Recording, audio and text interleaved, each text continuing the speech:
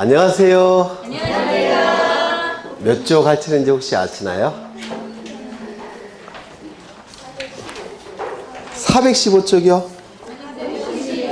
네? 452쪽. 네, 보겠습니다. 깜짝 놀랐네. 452쪽에 80번을 좀 보시는데요. 저당권 등기에 관한 설명으로 틀린 것을 모두 고르시오. 1번에 저당권 이전 등기 신청의 경우에는 신청서에 저당권이 채권과 같이 이전한다는 뜻을 적어야 된다. 꼭 기억해 두셔야 되는데요. 피담보 채권이 다른 자에게 이전이 되면 저당권도 같이 따라가죠. 이를 수반성이라고 부릅니다. 그렇다면 구태여 신청 정보에 저당권이 채권과 같이 이전한다는 뜻을 적을 필요가 있을까요? 없을까요? 없죠. 수반성 때문에. 그런데 등기예규에는 적으라고 되어 있습니다. 등기예규에는 적으라고 되어 있기 때문에 이 지문은 반드시 기억하셔야 돼요. 특이한 겁니다. 굉장히. 수반성에 의해서 피담보 채권이 다른 자에게 이전될 때는 저당권도 같이 따라가요. 수반성에 의해서. 그런데도 불구하고 신청 정보에는 저당권이 채권과 같이 이전한다는 뜻을 적으라고 되어 있기 때문에 등기예규에 시험에 굉장히 자주 나옵니다. 그래서 이거 꼭 기억해 두셔야 되고요. 2번 니은 근저당권 설정 등기를 하는 경우 근저당권의 채권자 또는 채무자가 수인이면 각 채권자 또는 채무자별로 채권 최고액을 구분하여 기록해야 된다. 이것도 자주 출제되는 지문인데 이걸 좀 예를 들겠습니다. 여기 이런 부동산이 있고 소유자가 갑이에요. 소유자가 갑인데 갑으로 하지 말고 예전에 설명드린 대로 하면 여기 A와 B가 있습니다. A와 B가 형제인데 은행으로부터 돈을 빌리고자 해요. 얼마를? 10억 원을 한도로 돈을 빌리고자 합니다. 이 한도라는 표현은 뭘까요? 채권 최고액. 그렇죠. 한도라는 표현은 채권 최고액이 될 겁니다. 그래서 담보를 요구합니다. 그래서 담보를 제공해야 되는데 이 AB는 아직 젊어서 부동산이 없어요. 그래서 AB는 아버지에게 찾아갑니다. 아버지, 우리 사업자금이 필요하니까 살고 계신 아파트 은행에 담보로 제공해서 사업자금 좀 마련해 주셔요. 이렇게 부탁을 드립니다. 나쁜 놈들이 있죠? 네. 근데 아버지는 아버지 마음으로 근저당권을 설정하고 돈을 빌립니다. 그래서 근저당권 설정 등기를 하고 돈을 빌리게 될 겁니다. 이때 근저당권 설정 등기할 때 등기부에 반드시 기록해야 될 내용은 세 가지예요. 첫 번째, 근저당권이라는 뜻을 등기부에 기록을 해야 됩니다. 왜냐하면 일반 저당권과 근저당권은 달라요. 일반 저당권과 구별하기 위해서 등기부에는 근저당권이라는 뜻을 표시를 해야 됩니다. 두 번째, 누가 빌려갔는지 채무자를 표시를 해야 돼요. 세 번째, 얼마를 한도로 빌려갈 수 있는지 채권 최고액을 표시를 해야 됩니다. 이런 것들을 등기부에 반드시 기록해야 되니까 신청 정보에도 반드시 기록을 해야 됩니다. 여기까지 되셨을까요? 그렇죠. 그런데 A와 B는 돈을 빌릴 때 어떻게 했느냐면 돈을 빌릴 때 A는 형이고 B는 동생인데 A는 7억 원을 한도로 책임을 지기로 하고 돈을 빌립니다. 그 다음에 B는 3억을 한도로 책임을 지기로 하고 돈을 빌려요. 이렇게 총 10억 원을 빌렸는데 A는 10억 원 중에서 7억 원을 책임지기로 하고 그리고 B는 3억 원을 책임지기로 하고 돈을 빌릴 수 있을 겁니다. 예를 들자면 그렇다면 채권 최고액은 10억인데 채권 최고액은 10억 원 한도로 할 텐데 이때 이거를 A는 7억 원을 한도로 하고 B는 3억 원을 한도로 한다. 3억 원을 한도로 책임을 지기로 한다. 라고 이렇게 따로따로 구분해서 기록할 이유가 있을까요? 없을까요? 네? 있을까요? 없을까요? 없습니다. 왜냐면 이 저당권이라는 것은 불가분성이라는 게 인정이 되죠. 전액이 변제되지 않으면 요 10억 원에 대해서 전액이 변제되지 않으면 요 저당권자는 어떻게 합니까? 그냥 근저당권 실행시켜 버립니다. 맞아요. 경매 절차를 넘긴다는 겁니다. 그래서 1억이라도 변제되지 않으면 그냥 근저당권 실행시킵니다. 그러면 이렇게 채권 최고액을 나눠서 기록할 이유가 있습니까? 없어요. 불가분성 때문에 그래요. 전액이 변제되지 않으면 무조건 근저당권 실행시켜 버릴 테니까 이때 이거 구분해서 기록할 이유는 전혀 없습니다. 이거 이해가 되실까요? 담보물권의 통유성 5가지가 있죠. 첫 번째, 수반성. 두 번째, 부종성. 세 번째, 물상대위성. 네 번째, 불가분성. 다섯 번째, 타물권성. 여기서 불가분성은 저당권은 쪼갤 수가 없기 때문에 피담보 채권이 한 푼이라도 변제되지 않으면 무조건 저당권 실행할 수 있는 겁니다. 그래서 이렇게 7억, 3억 이렇게 나눠서 기록할 이유는 전혀 없습니다. 이거 이해가 되실까요? 꼭 기억해 두셔야 됩니다. 두 번째, 여기 A는 7억 원을 한도로 책임지기로 하고 B는 3억을 한도로 책임지기로 한다면 이 채무를 분할 채무라고 불러요. 그래서 분할해서 책임진다는 뜻이에요. 분할해서 책임진다. 근데 이런 경우도 있어요. A는 10억 원을 한도로 책임지기로 하고 B도 10억 원을 한도로 책임지는 경우가 있습니다. 이걸 뭐라고 부르냐면 채무자 1인이 전액을 변제할 책임이 있을 때 이를 연대채무라고 불러요. 연대채무. 이렇게 책임을 지기로 하면 이건 연대채무가 돼버려요. 그러면 이때 등기부에 채무자를 기록하는데요. 채무자라고 기록하지 않고 분할 채무자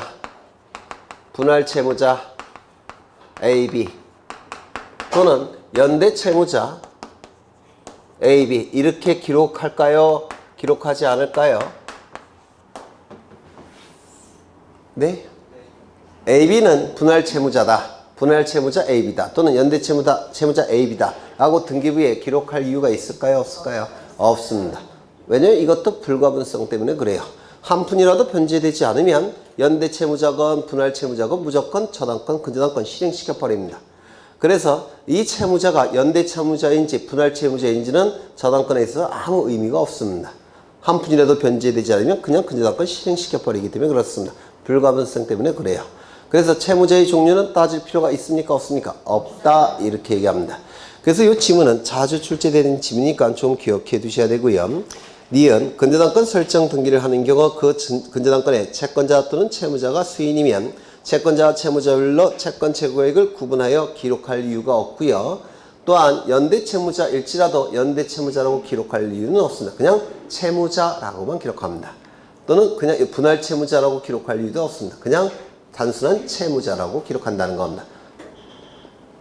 불가분성 때문에 그래요. 네. 그 다음에 디귿을 보시면 저당권을 설정하는 경우 채권자와 채무자 및 제3자 사이에 합의가 있었고 제3자에게 그 채권이 실질적으로 기속되었다고 볼 수 있는 특별한 사정이 있다면 제3자 명의의 저당권 등기도 유효하다. 맞았을까요? 틀렸을까요? 이거 민법에서 하셔야 되는 건데 여기에 이러한 부동산이 있고 소유자가 갑입니다. 갑이 을로부터 돈을 빌려요. 얼마를 빌렸느냐? 10억 원을 빌립니다. 그러면 이거는 10억의 채권이 발생하겠죠. 맞아요. 그러면 갑은 을에게 담보 제공으로서 저당권 설정하는 게 원칙인데요. 그런데 이 채권자 을에게 저당권을 설정하지 않고 제3자에게 저당권을 설정할 수 있느냐? 이렇게 저당권을 설정할 수 있느냐? 그래서 병이 저당권을 취득할 수가 있느냐? 이게 문제가 된 사안입니다. 있을까요? 없을까요? 있어요. 있습니다. 이 제3자 명의로 저당권을 설정할 수 있는 요건이 두 가지가 있어요. 이거는 수반성에 반하죠. 맞아요, 안 맞아요? 수반성에 반하죠. 지금 채권은 을이 가지고 있는데 저당권은 병이 가지고 있죠.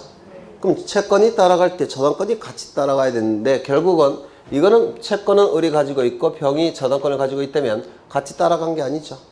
수반성에 반해요. 그래서 원칙은 인정될 수 없는 게 원칙입니다.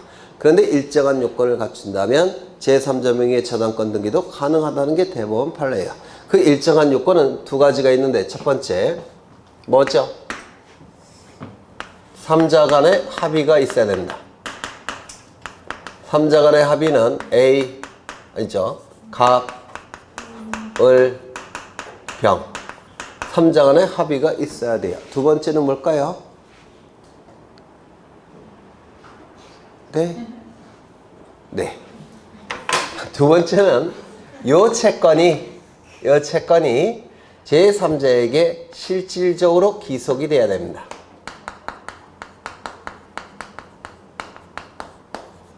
이게 두 번째 요건이에요. 그러니까 형식적으로 본다면 을이 채권자지만 실질로 본다면 병이 채권자라는 겁니다. 그래서 제3자에게 채권이 실질적으로 기속이 돼야 돼요. 그러면 이때 제3자에게 실질적으로 기속되는 경우는 우리 판례가 세 가지를 언급합니다. 요 세 가지는 우리 등기법에서 나오기보다는 민법에서 나올 거예요. 세 가지는 첫 번째 뭐가 있을까요? 채권 양도. 두 번째 제3자를 위한 계약. 민법에서 하셨죠? 네. 세 번째 불가분 채권.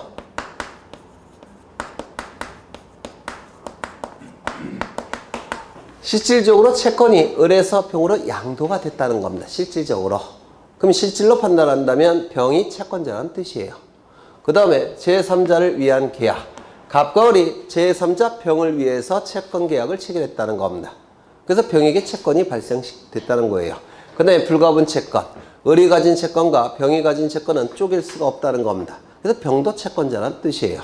요 세 가지 방법을 통해서 채권이 실질적으로 병에게 기속이 된다면 제3자 명의로 저당권 등기도 가능하다는 겁니다. 요거 이해가 될 듯 말 듯? 네. 요거는 민법에서 나올 수가 있습니다. 우리 등기법에서는 안 나와요. 민법에서 나온 것이고요. 그러면 다시 보시면 저당권을 설정하는 경우 채권자와 채무자 제3자 사이에 합의가 있었고 제3자에게 채권이 실질적으로 기속되었다고 볼 수 있는 특별한 사정이 있다면 제3자 명의의 저당권 등기도 예외적으로 유효하다라는 겁니다. 제3자에게 실질적으로 기속되는 방법은 세 가지예요. 첫 번째 채권 양도, 두 번째 제3자를 위한 계약, 세 번째 불가분 채권. 그 다음에 리를 보시면 여러 개의 부동산에 관한 권리를 목적으로 하는 저당권 설정 등기를 신청하는 경우 신청세 각 부동산에 관한 권리를 표시해야 된다라고 되어 있는데 이건 공동저당을 생각하시면 돼요. 동일한 채권을 담보하기 위해서 수개의 부동산의 저당권을 설정하는 것을 공동저당이라고 부르죠. 맞아요. 그러면 10억 채권을 담보하기 위해서 두 개의 부동산을 담보로 제공한다면 두 개는 채권을 담보하기 위해서 두 개를 담보로 제공하는 거니까 각각의 등기 신청 정보에 두 개를 다 기록해야 됩니다. 무슨 얘기냐면 여기 이러한 부동산이 있고 갑은 두 개의 부동산이 있습니다. 그런데 이건 7억짜리고 이건 3억짜리예요.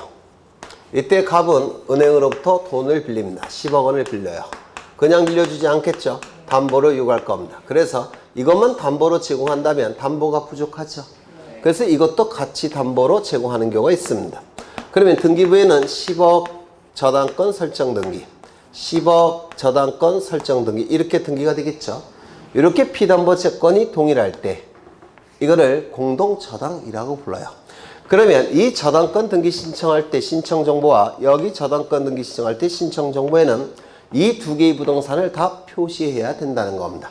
이유는요, 두 개의 부동산은 전부 다 이것을 담보하기 위해서 두 개를 담보로 제공하는 거라서 각각의 신청 정보에도 두 개의 부동산을 다 표시해야 되고 여기에 신청 정보에도 두 개의 부동산을 다 표시해야 된다는 거예요. 이걸 담보하기 위해서 담보로 제공하는 두 개의 부동산이기 때문에 그렇습니다. 그래서 각각의 신청 정보에 다 표시를 한다는 겁니다. 이것도 시험에 잘 나오는 질문이니까 기억해 두셔야 되고요. 그 다음에 부동산이 두 개 이상이면 저당권 설정 등기 신청서에 공동담보 목록을 첨부해야 된다. 요거는 틀린 지문인데요. 왜냐면 옛날에는 여기서 일단은 뭐가 틀렸습니까? 두 개가 틀렸죠. 두 개가 아니라 5개. 그 다음에 옛날에는 등기법이 개정이 되기 전에는 이 공동담보 목록은 신청인이 작성해서 등기소에 제출했습니다. 그건 어디까지는 옛날이고 현재는 등기관이 작성합니다. 그래서 두 군데가 틀린 거예요. 두 개가 틀렸고 신청서에 공동담보 목록을 첨부한다가 틀렸습니다. 등기관이 작성하는 겁니다. 두 가지를 기억하셔야 되죠. 5개 등기관이 작성한다. 이걸 강조 드린 적이 있어요. 그 다음에 82번을 보시면 저당권 등기에 관한 설명으로 틀린 것은 1번 공동 저당 설정 등기를 신청하는 경우 각 부동산에 관한 권리의 표시를 신청 정보의 내용으로 등기소에 제공한다. 금방 말씀드렸죠. 요거 기억하셔야 돼요. 자주 출제되니까. 2번. 그 하나의 채권을 담보하기 위해서 수개의 부동산에 설정된 저당권을 공동저당권이라고 부르는데요. 하나의 채권을 담보하기 위해서 다 담보로 제공한 거라서 각각의 등기 신청 정보에는 그 모든 부동산 표시를 다 해야 된다는 겁니다. 요게 2번. 저당의 목적이 되는 부동산이 5개 이상의 경우 등기 신청인은 공동담보목록을 작성하여 등기소에 제공해야 된다. 아니죠. 공동담보목록은 등기관이 작성하는 겁니다. 부동산이 5개 이상일 때. 금전 채권이 아닌 채권을 담보하기 위하여 저당권 설정 등기 가능합니까? 금전 이외의 채권을 담보하기 위해서 저당권 설정 등기 가능합니까? 가능해요. 예를 들어서 소유권 이전 등기 청구권을 담보하기 위해서 저당권 설정 등기 가능합니까? 네. 가능해요. 피담보 채권은 금전 채권일 필요는 없습니다. 금전 이외의 채권도 저당권 설정 등기가 가능합니다. 문제는 뭐냐면 피담보 채권이 변제되지 않으면 경매 절차로 넘기죠. 그러면 경락대금이 나올 겁니다. 그 경락대금으로부터 순위에 맞춰서 우선 변제 받죠. 즉 배당을 받아가죠. 근데 금전 이외의 채권은 배당을 받아갈 수 있습니까? 예를 들어서 소유권 이전 등기 청구권 배당 받아갈 수 있어요? 안 되겠죠. 따라서 금전 이외의 채권도 저당권 설정이 가능하지만 반드시 등기부에 채권 평가액을 기록해야 됩니다. 이거 기억하셔야 돼요. 나중에 배당을 받아가야 되니까 금전 이외의 채권도 피담보 채권은 비록 될 수 있지만 반드시 채권 평가액이 등기부에 기록돼야 됩니다. 그래야지만 나중에 경락대금으로부터 돈을 받아갈 수 있겠죠. 이걸 꼭 기억해 두셔야 됩니다. 그 다음에 4번. 대지권이 등기된 구분 건물이 등기 기록에는 건물만에 관한 저당권 등기할 수 있습니까? 아까 보셨죠? 할 수 있어요? 없어요? 네? 돼요? 안 돼요? 안 된다고 했죠? 건물만에 대한 소유권 이전 등기, 건물만에 관한 소유권 이전에 가등기, 건물만에 관한 저당권 등기, 건물만에 관한 처분 제한 등기 안 된다고 했죠? 그럼 건물만에 관한 전세권 등기, 건물만에 관한 임차권 등기 됩니까? 된다고 했죠? 그럼 대지권에 대해서만 소유권 이전 등기, 소유권 이전에 가등기, 저당권 등기, 가압류 가처분 등기 됩니까? 안 되죠? 대지권에 대해서만 지상권, 지역권, 전세권, 임차권 등기 됩니까? 왜? 지분이니까 안 된다고 했죠. 하지만 구분수의자 전원이 지상권, 지역권, 전세권, 임차권 등기는 해줄 수 있다고 했죠. 네, 그걸 얘기하는 거예요. 굉장히 어려운 지문이죠. 그 다음에 5번. 저당권부 채권에 대해서 질권은 등기할 수 있습니까? 무슨 등기하죠? 네, 저당권부 채권 질권 등기는 주등기, 부기등기, 부기등기. 소유자로부터 두 번째니까 부기등기죠. 꼭 기억하셔야 되죠. 83번을 보겠습니다. 담보권의 등기에 관한 설명으로 옳은 것은 1번. 일정한 금액을 목적으로 하지 아니하는 채권을 담보하기 위한 저당권 설정 등기는 불가능하다. 틀렸죠? 이렇게 출제된 게 계속 반복이 돼요. 이렇게 반복되는, 기출지문에서 반복되는 게 한 12문제 중에서 한 9개 정도 기출문제에서 반복되는 게. 그러니까 이거 출제될 게 뻔하기 때문에 기출문제만 제대로 보셔도 네, 12개 중에서 10개 정도는 득점하실 수가 있으세요. 2번. 채권자가 수인인 근저당권 설정 등기를 할 경우 각 채권자별로 채권 최고액을 구분하여 등기부에 기록한다. X죠. 3번. 채권 일부에 대한 대의 변제로 인한 저당권 일부 이전 등기는 불가능하다. 이거 불가능할까요? 가능할까요? 예를 들어서 여기 이렇게 갑은 을로부터 10억 원을 빌리기로 합니다. 그냥 안 빌려주겠죠. 담보를 요구할 겁니다. 그래서 갑은 을에게 저당권을 설정해 줍니다. 그러면 을은 10억의 채권이 발생을 했을 테고 저당권 설정 등기를 할 테고 저당권을 취득하게 될 겁니다. 여기까지 되셨을까요? 이때 갑을 뭐라 부르죠? 채무자. 그 다음에 저당권 설정자라고도 부르죠. 그 다음에 을은 채권자 그리고 저당권자가 될 겁니다. 맞습니까? 그런데 여기서 A가 요 10억의 채권에 대해서 갑을 대신해서 5억을 변제하더라는 겁니다. 5억을 변제하더라는 겁니다. 그럼 이 5억 변제는 무슨 의미로 부르냐면 채권 이전으로 봐요. 그래서 5억을 변제하고 요 채권 절반을 취득한다는 겁니다. 무슨 말인지 아시겠어요? 그러면 저당권도 5억을 취득했으니까 저당권 절반도 가져야 되겠죠. 그래서 얘는 저당권이 얼마만 남습니까? 2분의 1. 그 다음에 얘는요 2분의 1 저당권. 이런 뜻이에요. 이거 이해가 되실까요? 지금 A가 값을 대신해서 5억을 변제했죠. 5억을 변제했다는 것은 5억의 채권을 자기가 샀다는 뜻입니다. 맞아요. 그래서 저당권도 절반 넘어가야 되겠죠. 그래서 일부 저당권 이전 등기를 누구에게 해줘야 되겠습니까? A에게. 그런 뜻입니다. 요게. 그러면 지문을 다시 보시면 채권의 일부에 대한 대의 변제로 인한 저당권 일부 이전 등기 가능합니까? 불가능합니까? 가능해요. 가능하겠죠. 채권 양도로 보는 겁니다. 이걸. 그 다음에 5번, 4번은 대단히 중요한데요. 좀 어려워요. 근저당권의 피담보 채권이 확정되기 전에 근저당권이라는 개념은 장래에 증감 변동하는 채권에 대해서 끊임없이 증감 변동하는 채권에 대해서 결산기에 일정 한도액을 담보하기 위한 저당권을 근저당권이라고 부릅니다. 맞아요. 그러면 채권자가 장래 증감 변동하는 채권 일정 한도액 내에서 일정 한도액이 뭐죠? 채권 최고액. 그 한도 내에서 채권이 계속 왔다리 갔다리 하죠. 늘어났다가 줄어들었다가. 맞아요. 그러면 그때 그 채권 중에 하나를 다른 자에게 넘겼다는 겁니다. 그러면 증감 변동하는 채권을 하나 뽑아서 다른 자에게 넘겼다고 해서 그 다른 자에게 채권이 넘어갔으니까 저당권, 근저당권 이전 등기 할 수 있을까요? 없을까요? 왜요? 증감 변동하는 하나에 불과하기 때문에 그렇습니다. 그래서 일반 저당권의 경우에는 이게 채권 이전을 시키면 저당권 이전 등기 가능합니다. 근데 근저당권이라는 개념은 채권 채무액이 계속 변동하기 때문에 그 중에 하나 뽑아서 다른 자에게 넘겼다고 해서 근저당권 이전 등기를 해줄 수는 없다는 겁니다. 이거 알듯 말듯 하신가요? 네. 그런 뜻이에요. 이게. 그래서 근저당권이라는 요 근저당권에서만 요 지문이 맞는 지문이에요. 근저당권에서만. 근저당권은 증감 변동하는 채권이기 때문에 그 중에 하나를 다른 자에게 넘겼다고 해서 근저당권 이전 등기를 해줄 수는 없다는 뜻이에요. 이게.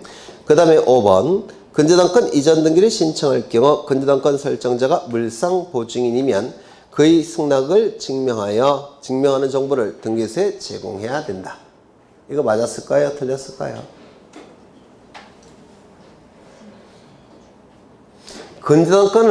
근저당권 이전 등기를 다른 자에게 해주는데 물상보증인의 승낙서 필요할까요? 필요 없을까요? 네? 필요 없어요. 왜요? 물권은 기본적으로 재산권이죠. 재산권 중에서 양도성이 자유롭게 허용이 됩니다. 전세권을 제외한 물권은 자유롭게 양도할 수가 있어요. 자유롭게 양도할 수 있는데 설정자나 물상보증인의 동의 승낙이 필요합니까? 전혀 필요 없어요. 자유롭게 양도할 수가 있기 때문에 그렇습니다. 그래서 물상보증인이건 저당권 설정자건 관계없이 저당권은 자유롭게 양도할 수 있는 겁니다. 지상권도 그렇습니다. 자유롭게 양도가 가능한 거예요. 물권은 재산권이라서 양도가 자유로운 겁니다. 다만 전세권은 예외입니다. 전세권은 당사자가 양도 금지 특약을 맺을 수가 있습니다. 그렇다면 양도할 수 있겠습니까? 없어요. 그건 전세권만 그렇습니다. 저당권이나 지상권은 양도 금지 특약이 불가능해요.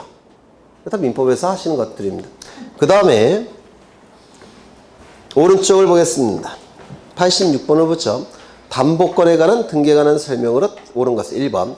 민법상 조합 자체를 채무자로 표시하여 근저당권 설정 등기를 할 수 없다. 맞았을까요? 틀렸을까요? 민법상 조합은 언제든지 해체가 가능하기 때문에 민법상 조합의 이름으로 맺을 수 있는 법률관계는 우리나라에서 단 하나도 없다고 했는데 기억나십니까? 따라서 등기시정 적격이 존재할 수 없기 때문에 등기명이 될 수도 없고 조합의 이름으로 맺을 수 있는 법률관계는 우리나라에서 단 하나도 없다고 했습니다.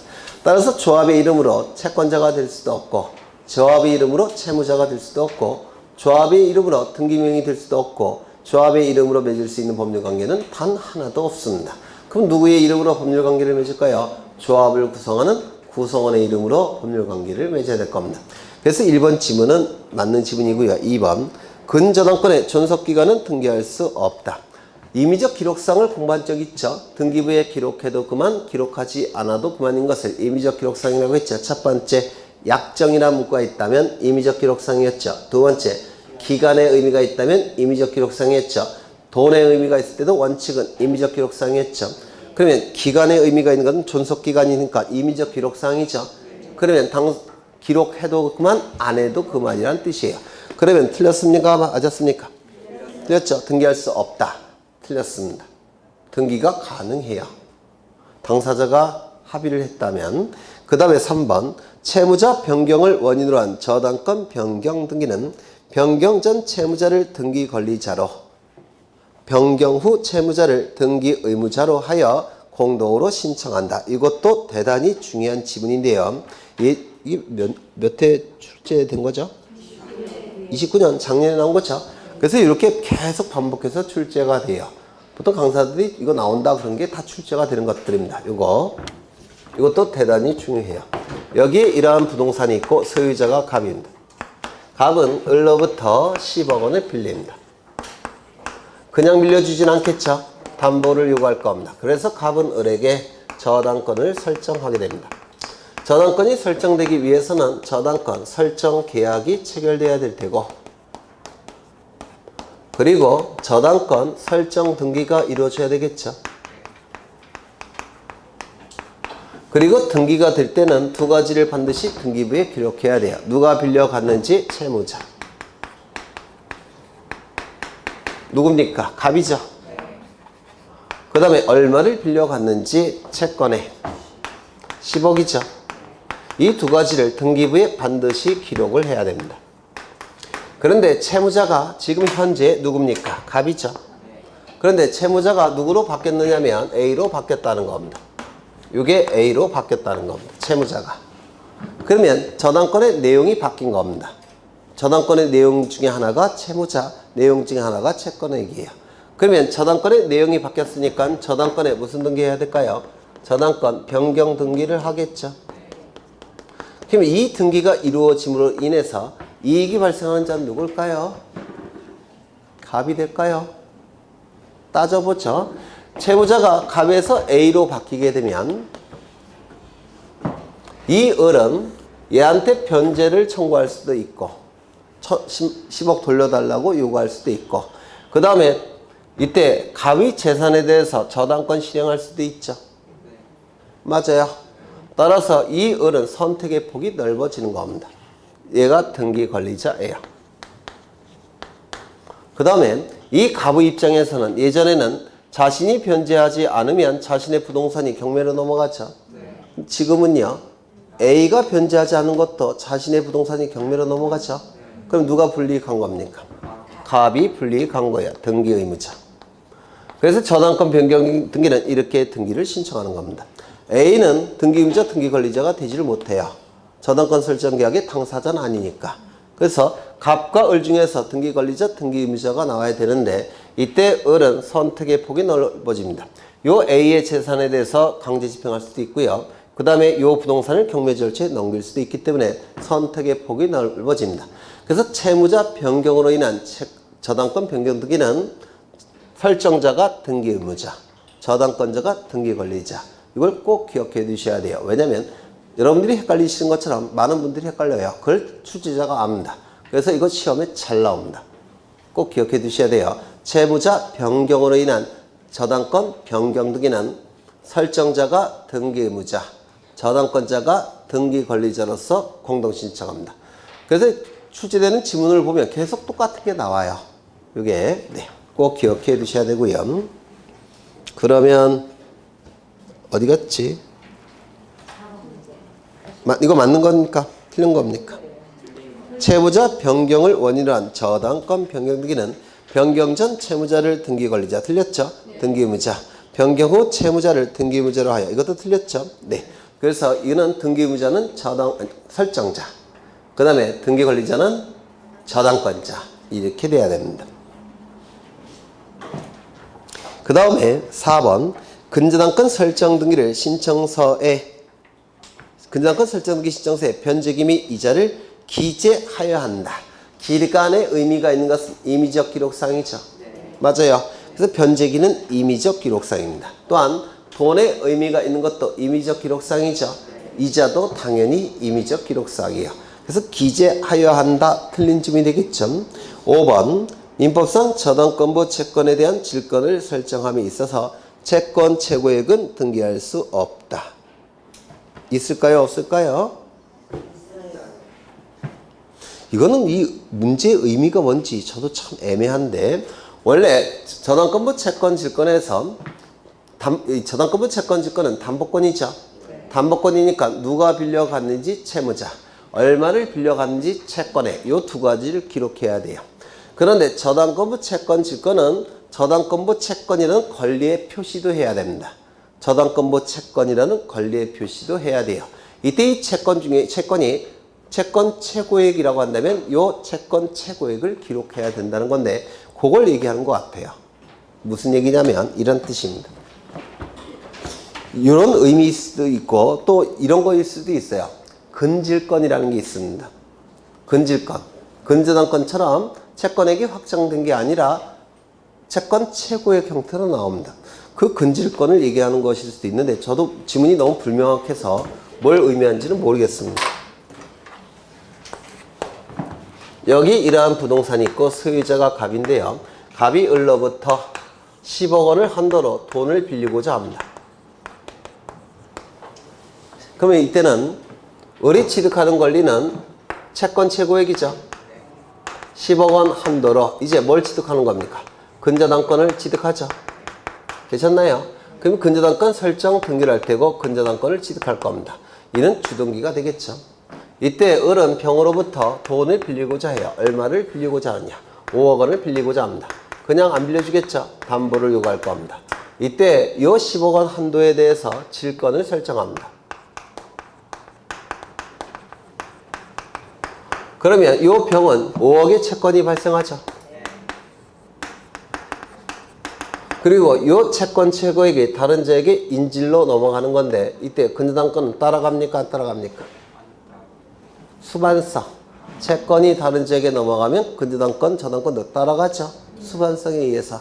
따라서 이 병이 취득하는 권리는 10억 원 한도로 하는 10억 원 한도의 채권 질권을 취득합니다. 그런데 10억 원이 인질로 넘어갈 때 저당권도 따라간다고 했죠. 그러면 이게 따라간 거예요. 근저당권. 근저당권부 채권질권이라고 불러요. 이거를. 그러면 이때 근저당권부 채권질권은 요 채권 최고에 기록하겠습니까? 이거 자체를 기록해야 돼요. 질권의 객체인 이거 자체를 기록하니까 근저당권도 기록해야 되고 10억 원 한도 채권 최고액도 기록해야 됩니다. 요거를 묻는 질문 같아요. 제가 볼 때는. 너무 불분명하게 이게 기록돼서 이렇게 복잡한 건 모르셔도 돼요. 안 나온다 생각하시면 됩니다. 그래서 없다가 틀렸습니다. 있다가 돼야 됩니다. 그 다음에 87번을 보시는데요. 각 권리의 설정 등기에 따른 필요적 기록사항으로 옳은 것을 모두 거는 것은 각종 권리에 관한 등기에서 반드시 기억하고 계셔야 될 게 필요적 기록사항이에요. 이거 반드시 기억하셔야 됩니다. 먼저 용의물권은 범위가 반드시 기록해야 된다고 했죠. 범위. 용의물권은 따라서 지상권, 지역권, 전세권은 전부 다 범위를 기록해야 됩니다. 지상권은 범위뿐만 아니라 뭐도 기록해야 되죠. 목적. 기억나셔요? 그래서 지상권은 범위와 목적을 기록해야 되고요. 두 번째 지역권. 용의물권이니까 범위를 기록해야 되죠. 또한 지역권은 목적이 정해져 있으니까 목적도 기록해야 되죠. 또한 뭐도 기록해야 된다고 했습니까? 요역지 표시. 그렇죠. 그 다음에 전세권의 경우에는 범위를 기록해야 되고 목적은 따로 정해져 있지 않죠. 대신 뭘 기록합니까? 전세금. 그렇죠. 그 다음에 담보물권은 누가 빌려갔는지 채무자, 얼마를 빌려갔는지 채권액을 기록하는 것이고, 그 다음에 소유권 이외의 권리에 관한 담보물건은 전부 다 권리도 표시를 한다고 했죠. 이것도 권리의 표시예요. 저당권부 채권. 이것도 권리의 표시입니다.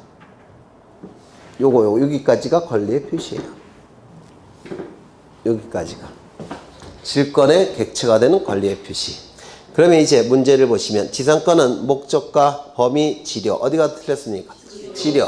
돈의 의미가 있는 것은 원칙적으로 임의적 기록상이죠. 이번에 지역권 승역지 등기 기록에서 목적과 범위, 유역지 표시. 맞습니까? 맞았을 테고. 3번 전세권에 있어서 전세금과 범위. 맞습니까? 맞죠? 임차권에 있어서 차임과 존속기간. 어디가 틀렸습니까? 존속기간. 기간의 의미가 있는 건 임의적 기록상이죠. 저당권에 있어서 누가 빌려갔는지 채무자.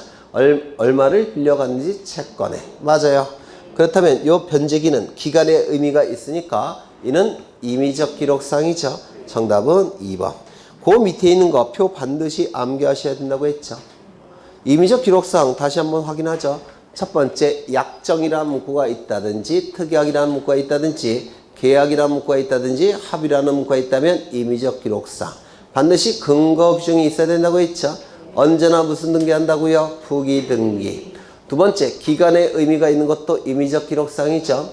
지급시기, 변제기, 존속기간, 종기 이런 건 전부 다 임의적 기록상이라고 했죠.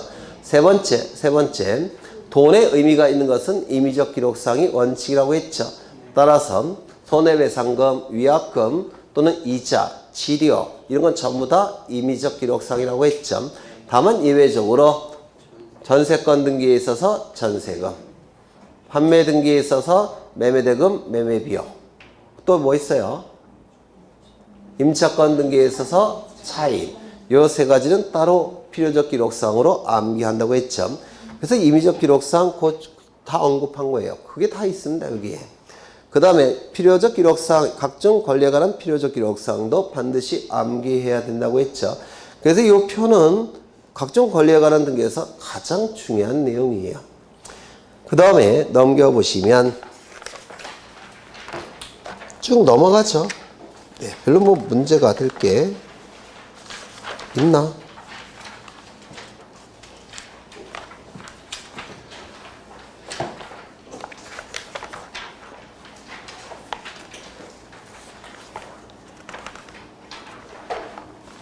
(460쪽을) 보죠.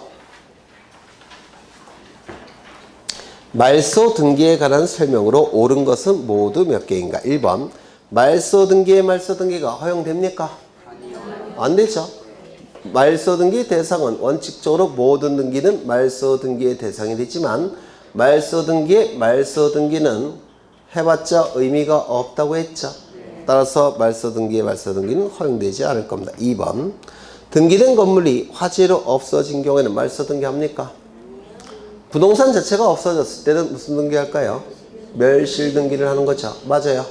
그런데 이 멸실 등기도 부동산 전부가 없어질 때만 멸실 등기를 하는 거예요. 부동산 일부가 없어졌을 때는 이건 일부 불일치로 봐서 변경 등기를 합니다. 전부가 없어질 때만 멸실 등기를 하는 겁니다. 그 다음에 3번 지상권의 존속기간이 만료된 경우 토지 소유자는 지상권자와 공동으로 말소 등기를 신청할 수 있다. 맞았을까요? 틀렸을까요? 지상권의 존속기간이 만료가 됐다면 지상권은 더 이상 존재하지 않죠. 그 지상권 등기는 이제 말소가 될 겁니다. 지상권 등기가 말소됨으로 인해서 불이익이 발생한 자는 누굽니까? 지상권자, 등기무자. 이익이 발생한 자는 누구예요? 소유권자겠죠. 그래서 공동신청을 통해서 이루어지게 될 겁니다. 등기 일부를 붉은 선으로 지우는 것은 말소 등기가 아니다. 등기상에 전부가 부적법하게 존재하기 때문에 전부를 없애는 등기가 말소 등기죠. 일부가 부적법하게 존재할 때는 말소 등기하지 않고 변경이나 경정 등기한다고 했는데 혹시 기억나실까요? 그렇죠. 그 다음에 환매에 의한 권리취득의 등기를 하였을 때는 환매 특약의 등기를 직권으로 말소해야 한다. 이거 지난 시간에 한 것 같은데 맞아요? 환매 등기가 말소되는 방법은 세 가지가 있죠. 공동신청, 단독신청, 그리고 직권. 지난 시간에 환매 등기 안 했나요? 했죠. 원칙은 공동신청을 통해서 말소하지만 예외적으로 단독신청과 직권으로 말소하는 경우가 있습니다. 언제 단독신청입니까? 혼동이 나타날 때는 무조건 단독신청이라고 했죠. 두 번째, 직권 말소는 언제예요? 환매권을 행사해서 환매가 이루어질 때는 소유권 이전 등기를 등기관이 실행하면서 환매 등기를 직권으로 말소한다고 했는데 안 했나? 했죠. 근데 왜 기억 못 하셔요? 네. 네. 그 다음에 어디를 보시느냐면 94번을 보겠습니다. 혹시 지난 시간에 공동 소유했습니까? 문제풀이 할 때. 제가 기억할 수는 없어요. 왜냐면 저는 여러 군데 다니니까 여러분이 기억해 주셔야 돼요. 그때 어떤 분이 또 이러죠. 여러분도 기억할 수 없다고 이렇게 주장하시는데 공식법만 공부하는 건 아니니까. 네? 네? 공동 소유했습니까? 공유 합의 총요? 네. 안 했을 리는 없죠. 네. 94번을 오겠습니다. 나중에 문제할 때 또 보실 기회가 있어요. 그러니까 처음 듣고서 이게 기억나는 게 사실 이상한 거예요. 그러니까 두 번, 세 번 들으면서 옛날에 했던 걸 조금씩 되살리는 겁니다. 94번을 보시는데요. 말소 등기에 관한 설명으로 옳은 것은 1번. 권리의 말소 등기는 단독으로 신청하는 것이 원칙이다. 어디가 틀렸을까요? 권리 등기는 원칙이 공동신청이죠. 그럼 말소도 공동신청. 말소회복도 공동신청. 기억나셔요? 등기가 실행되는 방법과 말소되는 방법과 말소회복되는 방법은 원칙적으로 같다고 했죠. 권리에 관한 등기는 공동신청이 원칙이니까 말소도 공동신청, 회복도 공동신청이 원칙일 겁니다. 2번. 말소할 권리가 전세권 또는 저당권인 경우에 재권 판결에 의하지 않고 전세금 반환 증서 또는 영수증에 의하여 등기 권리자가 단독으로 말소 등기를 신청할 수 있었습니다. 옛날에는 이게 가능했는데요. 지금은 허용되지 않습니다. 이거는 뭐 모르셔도 될 것 같은데.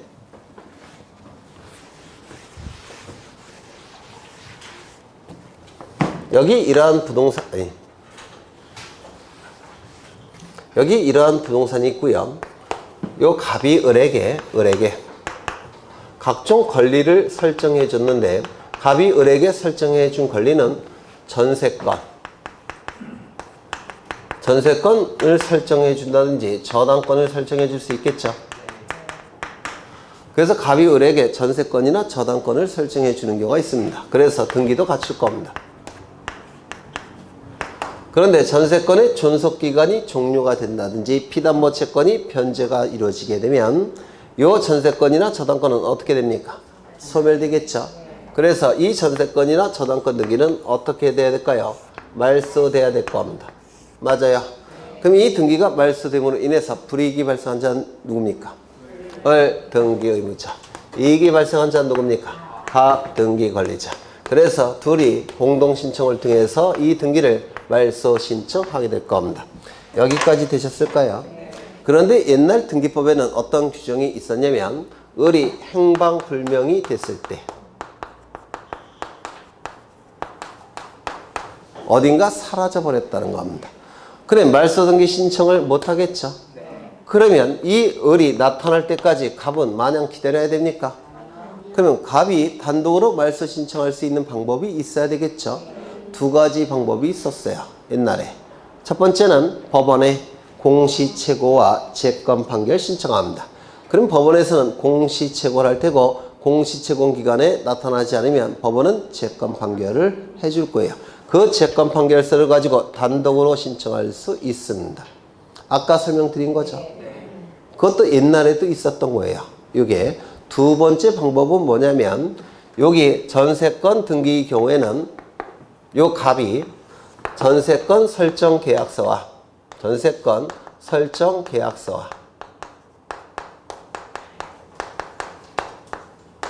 전세금 반환 증서를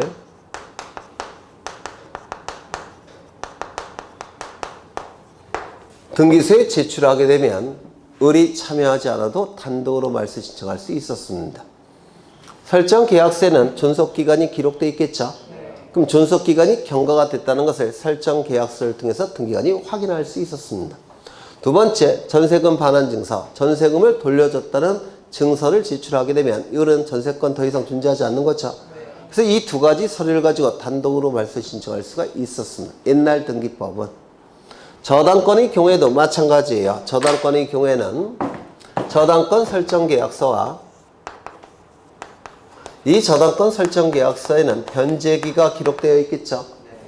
빌려준 돈을 언제 갚아야 되는지 변제기가 기록되어 있겠죠. 그리고 피담보채권을 변제했다는 영수증. 이 두 가지 서류를 등기 신청 시 제공하면 이 등기는 단독으로 말소 신청할 수 있었습니다. 그런데 이 제도가 다 폐지가 됐습니다. 지금은 없어요.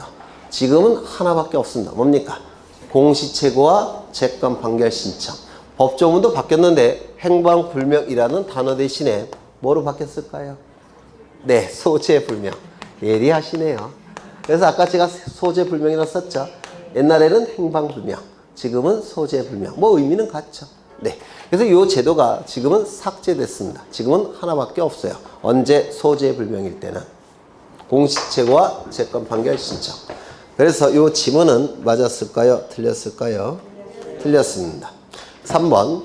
가불병 순으로 소유권 이전 등기가 된 상태에서 을명의 소유권 이전 등기를 말소할 때는 등기상 이해관계 있는 제3자 병의 승낙이 있어야 된다. 맞았을까요? 틀렸을까요? 이거 말소 등기할 때 대단히 강조를 드린 건데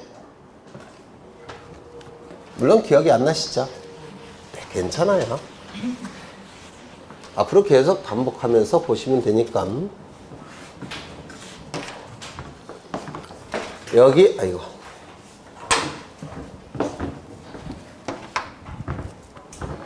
여기에 이러한 부동산이 있고 소유자는 갑입니다. 갑이 을에게 전세권을 설정해 줍니다. 그러면 을은 전세권 설정 등기를 할 테고 전세권을 취득할 겁니다. 이 전세권 설정 등기는 갑으로부터 첫 번째니까 뭐가 됩니까? 네, 주등기겠죠. 그리고 을은 전세권을 취득하게 될 겁니다. 이때 을은 병으로부터 돈을 빌립니다. 돈을 빌리고 저당권을 설정해 줍니다. 그러면 병이 취득하는 권리는 뭐죠? 전세권이 붙은 저당권 설정 등기를 할 테고 저당권을 취득하게 될 겁니다. 이 병이 취득하는 저당권은 전세권부 저당권이라고 불러요. 이거는 주등기입니까? 부기등기입니까? 부기등기겠죠? 이렇게 등기가 될 겁니다. 등기부에는 이렇게 등기가 될 거예요. 을구에 1번 전세권 설정. 그 다음에 누구지? 을. 그 다음에 여기는 1에 1. 1번 전세권부 1번 전세권부 저당권 설정. 병 이렇게 등기가 될 겁니다. 이때 전세권의 존속기간이 종료가 되는 경우가 있겠죠. 존속기간이 종료가 되면 이 전세권 등기는 어떻게 돼야 될까요? 말소가 돼야 되겠죠. 이 등기가 말소됨으로 인해서 등기만 놓고 볼 때 이익이 발생한 자는 누굽니까? 갑 등기 권리자. 그 다음에 불이익이 발생한 자는 누굽니까? 을과 병이 불이익이 발생하지만 이 을은 전세권 설정 계약의 당사자고 병은 제3자죠. 따라서 제3자 중에서 불이익이 발생하면 등기상 이해관계인. 당사자 중에서 불이익이 발생하면 등기 의무자. 지금 전세권 설정은 갑과 을이 당사자예요. 따라서 을은 등기 의무자. 그래서 공동으로 말소 등기를 신청하러 갈 겁니다. 이때 전세권 설정 등기가 말소가 돼버리면 이 전세권 자체가 말소가 되니까 전체가 소멸이 돼버립니다. 따라서 병은 손해가 발생할 테고 손해가 발생하는 이자를 뭐라고 부릅니까? 등기상 이해관계인이라고 불러요. 등기상 이해관계인이 있다면 이 말소 등기 신청할 때 이자에 뭐가 필요합니까? 승낙서 또는 재판서 등본이 필요할 겁니다. 이것이 첨부가 되면 등기관은 이 등기를 말소해 줍니다. 이 등기관이 말소가 되면 부기등기는 더 이상 존재할 수가 없기 때문에 부기등기는 등기관이 어떻게 말소한다고요? 직권 말소. 맞아요. 그렇죠. 이건 뭐 당연한 것이고, 여기에 이러한 부동산이 있는데 소유자가 갑입니다. 갑이 을과 매매 계약을 체결합니다. 이 안에 물권 행위도 있을 테고요. 그리고 을의 이름으로 소유권 이전 등기가 이루어지게 될 겁니다. 이때 을은 병과 매매 계약을 체결합니다. 그리고 이 안에 물권 행위가 있을 테고요. 병 명의로 소유권 이전 등기가 이루어지게 될 겁니다. 등기부에는 이렇게 등기가 될 거예요. 갑구에 1번 소유권 보존 갑에서, 2번 소유권 이전 을, 3번 소유권 이전 병, 이렇게 등기가 될 겁니다. 이때 갑과 을 사이에 매매 계약이 무효, 취소, 해제가 돼버리면 그 안에 있는 물권 행위도 같이 실효가 되죠. 따라서 소유권 변동은 없는 상태로 복귀가 됩니다. 누가 소유자입니까? 네? 물권 행위 플러스 등기라 물권이 변동됐죠. 근데 매매 계약이 무효, 취소, 해제가 되면 그 안에 있는 물권 행위도 실효가 돼요. 두 가지 요건 중에서 하나가 실효가 됐으니까 물권 변동은 없는 상태로 복귀하겠죠. 소유권은 누구에게 복귀합니까? 갑에게 복귀합니다. 그러면 을은 소유권이 없는 자죠. 소유권이 없는 자가 소유권 넘길 수 있습니까? 없어요. 이 물권 행위 플러스 등기, 이 처분 행위라고 하는데요. 이건 무권리자의 처분 행위예요. 따라서 병은 소유권을 취득할 수가 없습니다. 그렇다면 소유권은 갑에게 복귀가 됐는데 등기 명의는 누구 명의로 되어 있습니까? 병 명의로 되어 있죠. 따라서 이 등기는 갑의 소유권을 침해하는 등기라서 이거는 말소돼야 됩니다. 이 등기가 말소됨으로 인해서 불이익이 발생한 자는 누굴까요? 병, 등기, 의무자. 이익이 발생한 자는 누굴까요? 갑이요. 이것이 말소가 되면 등기 명의는 을의 명의로 복귀가 돼요. 이익이 발생한 자는 누굽니까? 을이에요. 등기 관리자. 그래서 공동으로 이렇게 말소 등기를 신청합니다. 그래서 말소 등기가 신청이 되면 말소가 되죠. 등기 명의는 누구 명의로 복귀가 됐습니까? 을 명의로 복귀가 됐죠. 따라서 을 명의 이 등기는 갑의 소유권을 침해하는 등기입니다. 이 등기는 말소돼야 되는데 갑의 소유권을 침해하고 있으니까 이 등기가 말소됨으로 인해서 불이익이 발생한 자는 누굽니까? 을, 등기, 의무자. 이익이 발생한 자는 누굴까요? 갑, 등기, 관리자. 그래서 갑과 을은 이 말소 등기를 공동으로 신청하게 될 겁니다. 되셨나요? 그러면 이 말소 등기를 신청할 때 병에게 손해가 발생합니까? 발생하지 않습니까? 네? 잘 생각해 보셔요. 이것이 먼저 말소된 다음에 이게 말소되는 겁니다. 그러면 을명의 등기가 말소될 당시에 병은 등기부상 있습니까? 없습니까? 없어요. 이게 먼저 말소가 된 다음에 이게 말소되는 거니까 이 등기를 말소할 당시에는 병은 등기부상 사라진 겁니다. 손해 여부를 판단할 수 있겠습니까? 없어요. 그래서 이때 병은 등기상 이해관계인이 아닙니다. 요거 이해가 되실까요? 이 등기 말소 위에서는 이거 먼저 말소되면 말소시켜야 되는 겁니다. 따라서 얘는 등기상 이해관계인이 아니에요. 이거 대단히 중요하다고 했는데, 그래서 병은 등기상 이해관계인이 아니기 때문에 병의 승낙이나 재판서 등본이 필요합니까? 필요 없습니다. 꼭 기억해 두셔야 돼요. 그 다음에 4번 소유권 이전 청구권 보존을 위한 가등기에 본등기를 한 경우, 가등기 이후에 된 근저당권 설정 등기는 등기관이 등기명인에게 직권말소하겠다는 통지를 한 후 소정의 기간을 기다려 직권으로 말소한다. 이따가 보실 건데요.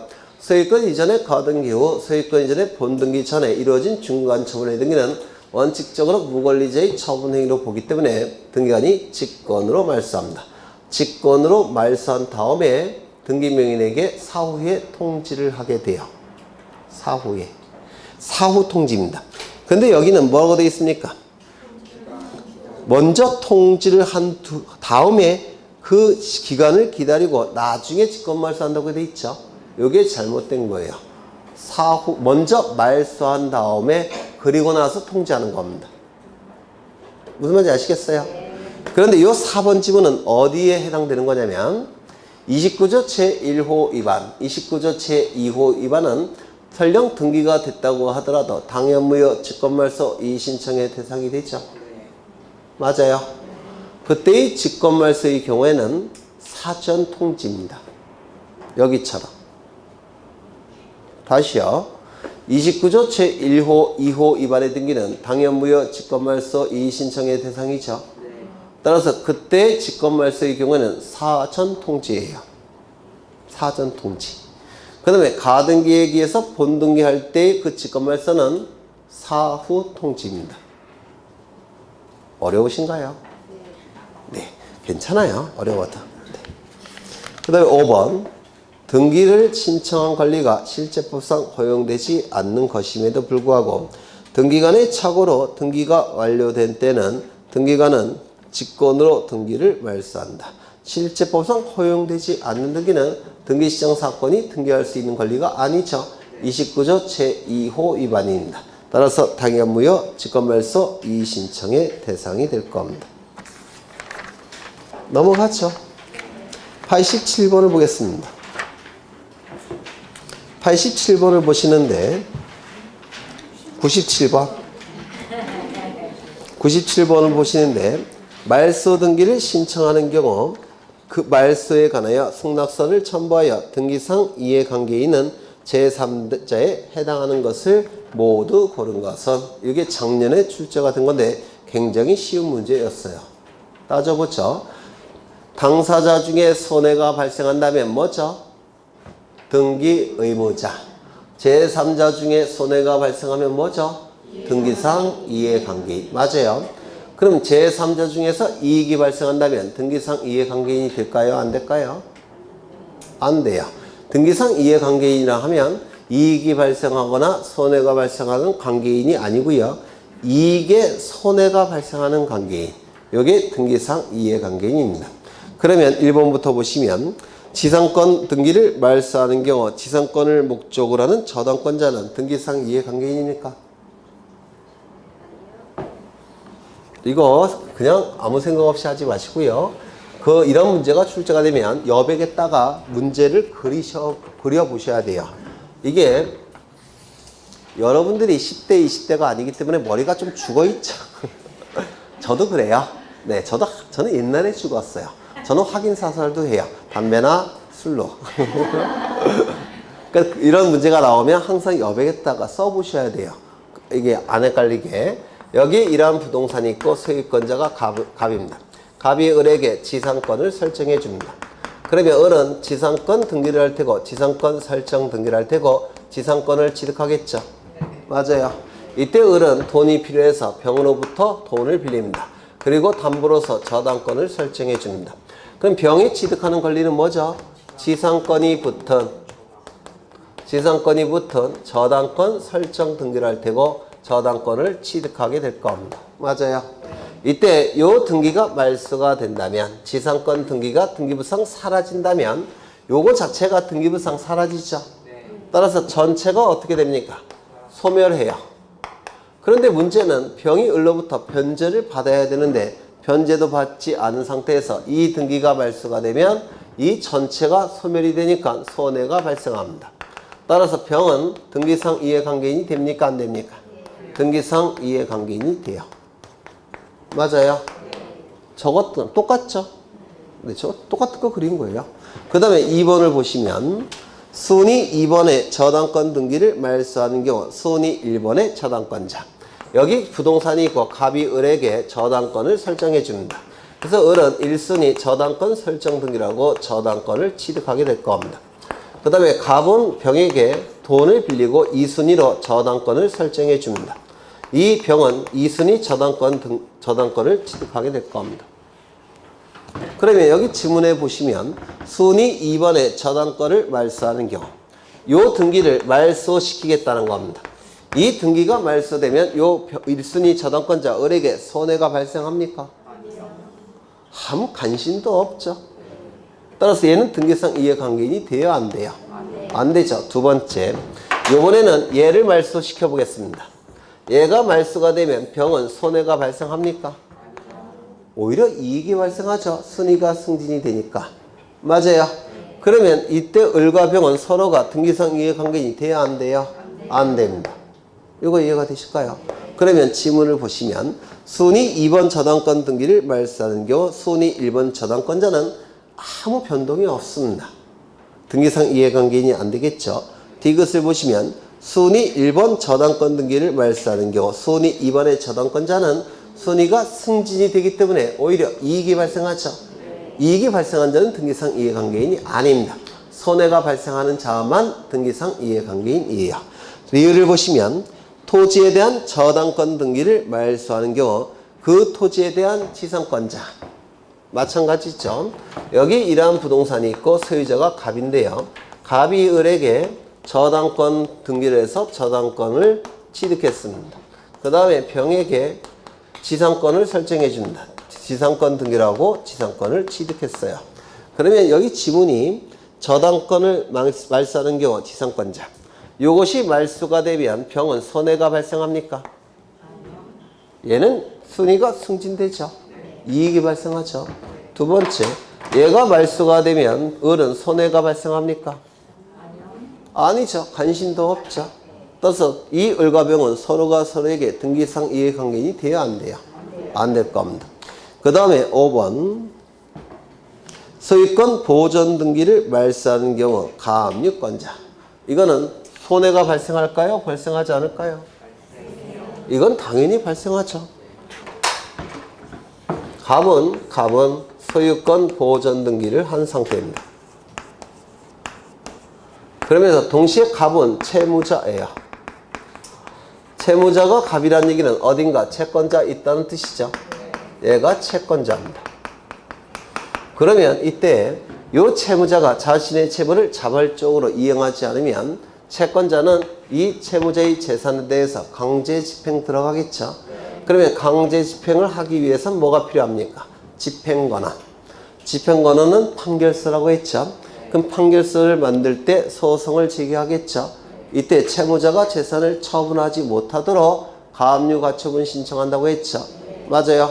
그럼 가압류 가처분 신청했습니다. 그래서 이 부동산에 대해서 가압류 등기나 가처분 등기가 실행이 됐다는 겁니다.